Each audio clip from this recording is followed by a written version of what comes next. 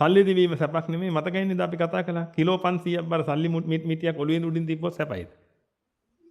සැපයිද? නෑ. එහෙනම් සල්ලි සැප ගේන්නේ නෑ පින්වතුනි. සැප ගේන්නේ පින්වතුනි පින. සල්ලි තියෙන කෙනෙකුට පින්වතුනි සැප විඳින්න පුළුවන්. මොකක් හින්දාද? පින නිසා. සල්ලි තියෙන කෙනෙකුට බෙල්ල කපා ගන්නත් පුළුවන් ඕන. මොකක් හින්දාද? පව නිසා. සල්ලි කියලා කියන්නේ දැලිපිය වගේ ආයුධයක්. ඒක ආයුධයක් විතරයි. එහෙනම් මේ විදිහට පින්වතුනි අපි ඉන්නේ. මේ කාලෙදි වෙන්නේ මේ කාලේ පරිසරයේ සැකසීලා තියෙනවා විද්‍යාව දියුණු කරලා තියෙන නිසා පින්වතුනි මිනිස්සුන්ට සැප විඳින්න පුළුවන්. සැප විඳිනවා කියලා කියන්නේ අලුතෙන් විඳින එකක් නෙමෙයි. මොනවා හරි සැප විපාක තියෙනවා නම් ඒව ඇදිලා එන පරිසරයක් හැදිලා තියෙනවා.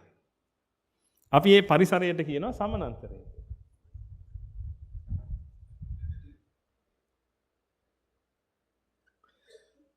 සමානන්තරය කියලා. අන්නේ සමානන්තරය හැදිලා තියෙනවා මිනිස්සුන්ට සැප විපාක ටිකක් වැඩිපුර ඇදෙන්න. දැන් එංගලන්තය වගේ රටවල් ගත්තොත් එහෙම පින්විතනේ ඒ රටවල සැප විපාක ඇදෙන ගතිය තව වැඩි. රටක් දියුණු කරනවා කියලා කියන්නේ ඔන්න ඔය සමානන්තරය හදනවා. ඒ සමානන්තරය හදනකොට ඒට අදාළ සැප විපාක බහින්න.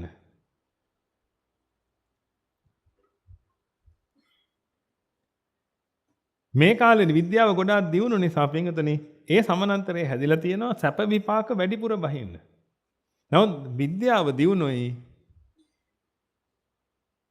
දහමෙන් මිනිස්සු පිරිහිලා ඉන්නේ. අන්න ඒක නිසා පින්වතුනි මේ කාලේ මිනිස්සු අතින් පිනක් වෙන්න තියෙන සම්භාවිතාව ගොඩක් අඩුයි. මිනිස්සු හැමතිස්සෙම කේන්තියෙන් ඉන්නේ. පීඩාවෙන් ඉන්නේ. ඒ පීඩාව නිසා හැමතිස්සෙම පින්වතුනි ලෝකයට අයහපතක් කරන්නමයි හිතන්නේ. හරියට හිංසා කරනවා මිනිස්සුන්ට. ළමයි වුණත් එහෙමයි පින්වතුනි. බලන්න ළමයි වුණත් ඉස්කෝලේ බුලි කරනව නේද අනිත් අය. ගුරුවරු එහෙම ඇතිනේ ඕනේ තරම් ඒගොල්ලන් සිද්ධ වෙනවා ඕක කරන්න එපා පුතේ කියා ඒව අයින් කරන්න. ළමයි බුලි කරනවා. ඒ තව අර අසරණ දරුවෙක්ව දැක්කට පස්සේ අර දරුවට හිතෙන්නෙම පින්වතුනි මක් කරන්නද? නිකන් මොකක් හරි නිකන් වචනයක් හරි කියලා ඉවරලා එයාව තව පල්ලෙහාට දාන්න බුලි කරන්න.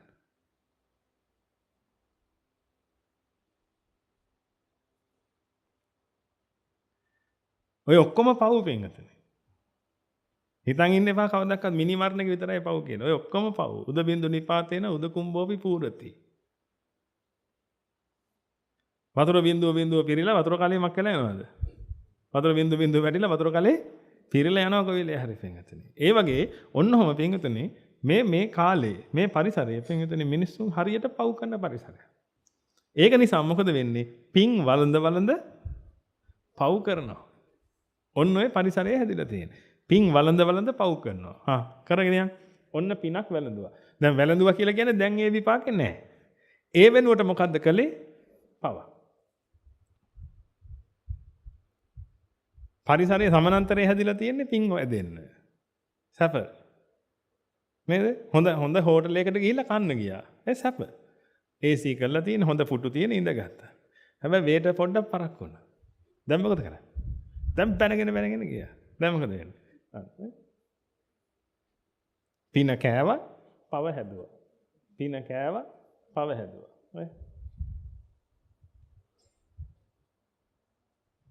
දැන් එන්න පව් ගහණේමක් වෙනවද පින්වතුනි? පව් ගහණේ වැඩි වෙනකොට වලාකුළ වගේ තමයි පින්වතුනි මේකට දරන්න බැරි වෙනකොට. ඒ කියන්නේ මේ විශ්වය පාප විපාක වලින් පිරීලා යද්දී මේක සුද්ධ කරන්න ඕන වෙනවා.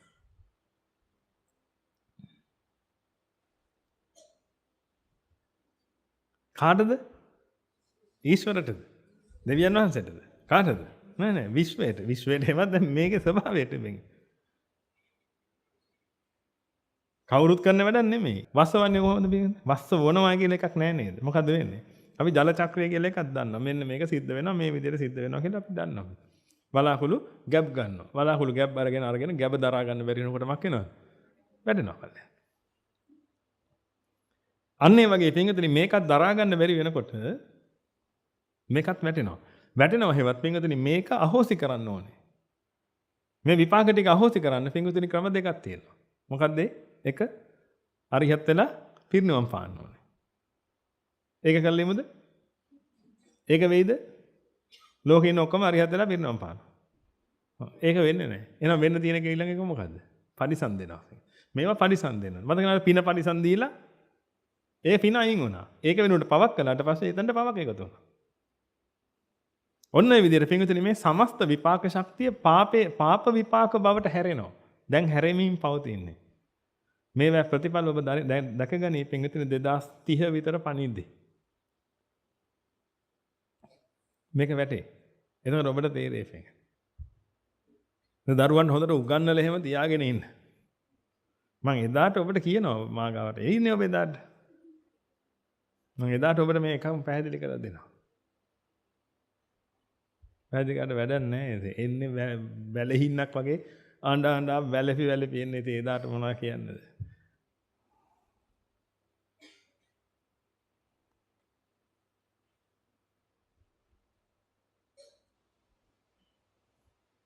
හේතු යුක්ති සහිතව පෙන්වන්නේ. අනාගතය දැකලා නෙමෙයි පින්විතනේ හේතු යුක්ති සහිතව පෙන්වන්නේ.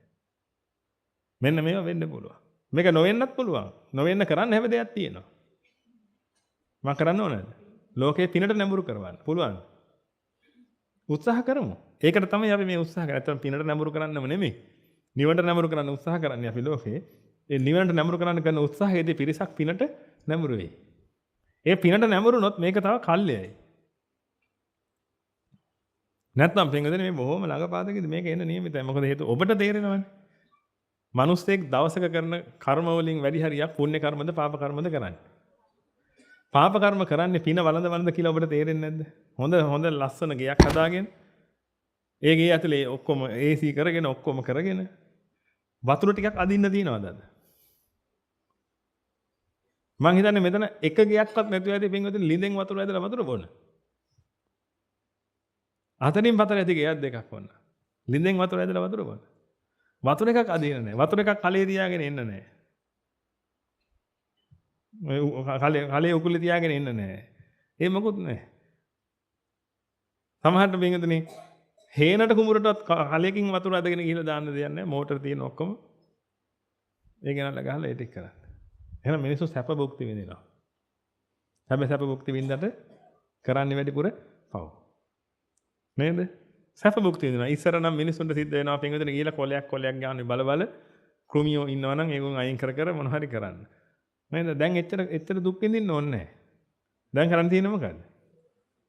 ඒවට කියන කෘමිනාශක තියෙනවා. කෙලින්ම කෘමිනාශක ගහන්න තියෙනවා. දැන් ඉස්සරහට මිනිස්සු ගහන්න ඕනෙත් නැහැ. දැන් පිටරටවල වලින් පටන් ගන්නවා. මොනවදින්ද? ඩ්‍රෝන් වලින් ගහන්න. ඩ්‍රෝන් කියලා තියෙන රුඩේ යන පොඩි කපුරු වගේ හදාගෙන ඉන්නේ. මේ මෙහෙ තියෙන්නේ. අනේ හදාගෙන තියෙනවා මක් කරනවද මේක? අනේ වැන් දැන් තෙල් ගහන්න පටන් ගන්නවා මේ වල.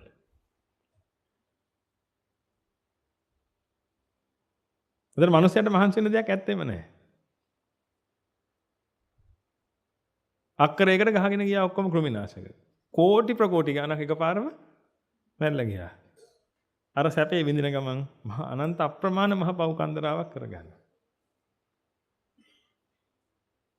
සමහරට බෙන්ගදනේ අනාගතයේ දවසක ඔබට හිතෙන්නේ නැද්ද කිමිකල් වර්ෂාවක් වැහැලා මිනිසුන්ගේ දිය වෙලා යයි කියලා.